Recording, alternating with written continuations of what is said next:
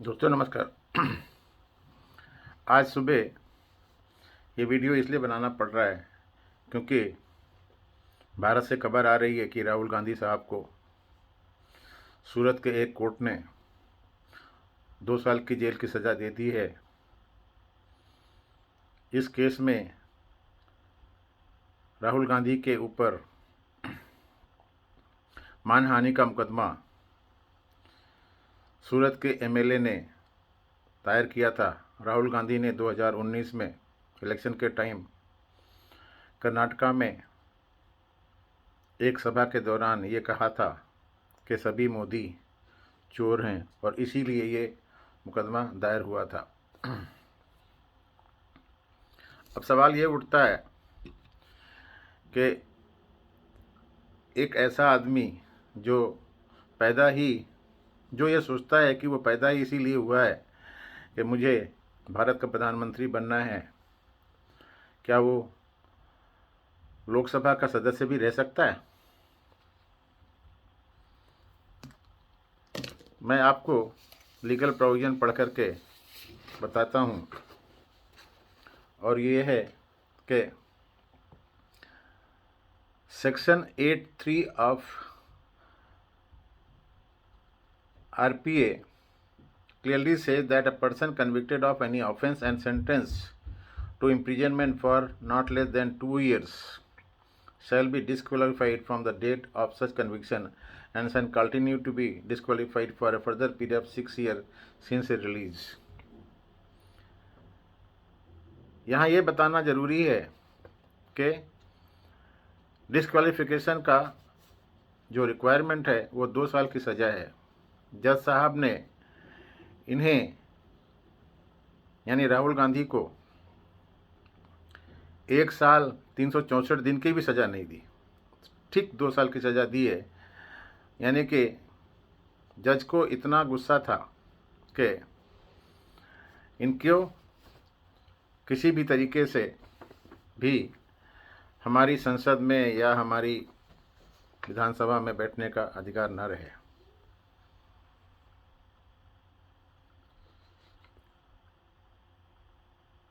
Rahul Gandhi court में थे, लेकिन राहुल गांधी को उस समय अरेस्ट नहीं किया गया क्योंकि उनके वकील ने कोर्ट के सामने बोला कि हम इसके खिलाफ अपील करेंगे, और इस तरीके से कोर्ट ने उनके सेंटेंस को सस्पेंड कर दिया।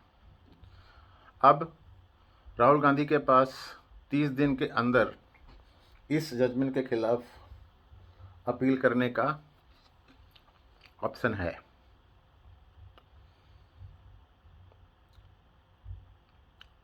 ऐसा मालूम पड़ रहा है कांग्रेस के लोग इसके खिलाफ अपील करने को सोच रहे हैं। अब आते हैं section 8(3) of representation of people act पे।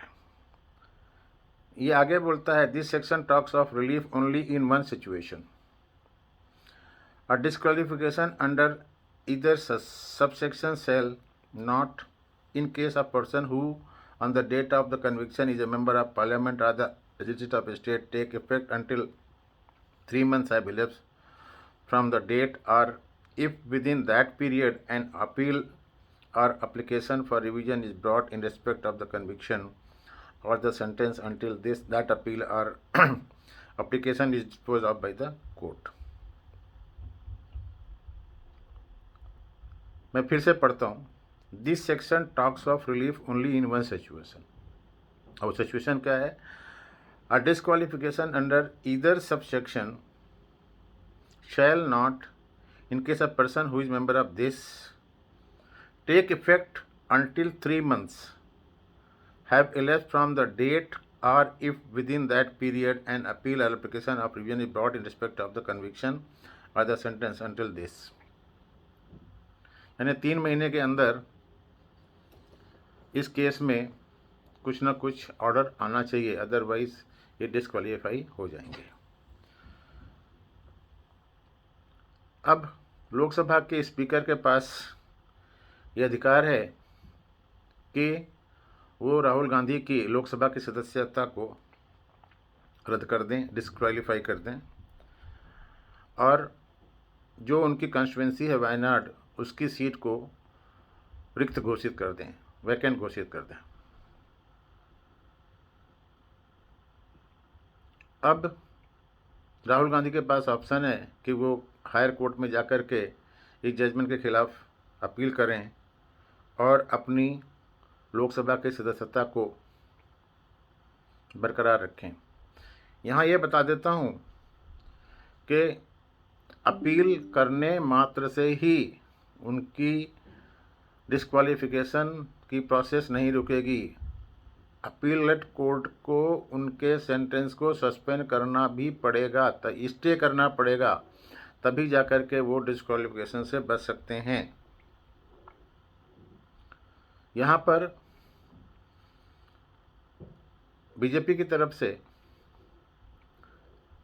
रविशंकर प्रसाद, जो हमारे भूतपूर्व कानून मंत्री थे, उन्होंने एक प्रेस कॉन्फ्रेंस की और उनसे जब पत्रकारों ने पूछा तो रविशंकर प्रसाद ने बोला कि ये लोकसभा के अध्यक्ष का डिस्क्रिशन है कि वो क्या करते हैं। उन्होंने बोला कि सेक्शन 8 जो है representation of people act provide for disqualification of convicted MP and MLA.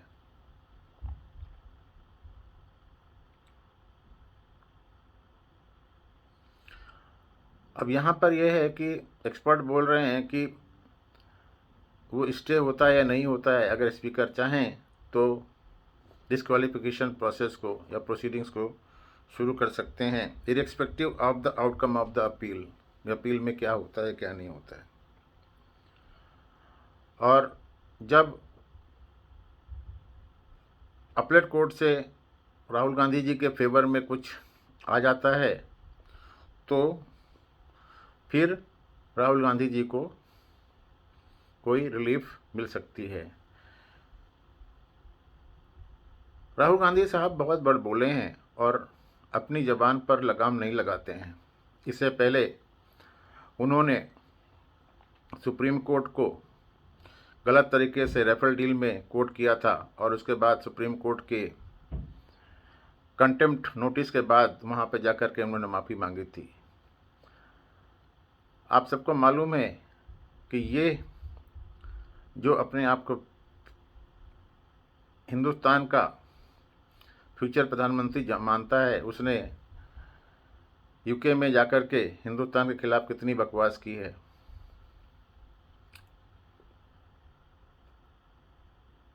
देखो ओम बिरला साहब क्या करते हैं या ऊँट किस करवट बैठता है। लेकिन यहाँ पे ये बताना ज़रूरी है कि किसी ज़माने में जब लालू प्रसाद का कन्विक्शन हुआ था, उस समय मनमोहन सिंह की सरकार एक ऑर्डिनेंस लेकर के आना चाह रही थी, जिसमें कि लोकसभा के सदस्य या विधानसभा के सदस्यों की कन्विक्शन के बाद सदस्यता खत्म ना करने का प्रावधान था। उसे राहुल गांधी ने एक प्रेस कॉन्फ्रेंस में उस ऑर्डिनेंस की कॉपी फाड़ दी थी और कैबिनेट के डिसीजन का धत्ता बैठा दिया था। आप लोगों को ये भी याद होगा कि उस समय Manmohan Singh United nation general assembly की मीटिंग को अटेंड करने के लिए अमेरिका में थे। आज अगर वो ऑर्डिनेंस या बिल या कानून बन जाता तो शायद राहुल गांधी को ये दिन देखना न पड़ते। देखते हैं आगे क्या होता है। ये छोटा सा एक समाचार या नया डेवलपमेंट था जिसको आपके सामने बताना था, जो मैंने आपके सामने बता दिया। आगे किसी और विषय पर कोई और वीडियो बनाऊंगा। तब तक के लिए आप अपना ध्यान रखिए। धन्यवाद, नमस्कार, वंदे मातरम, भारत माता की जय।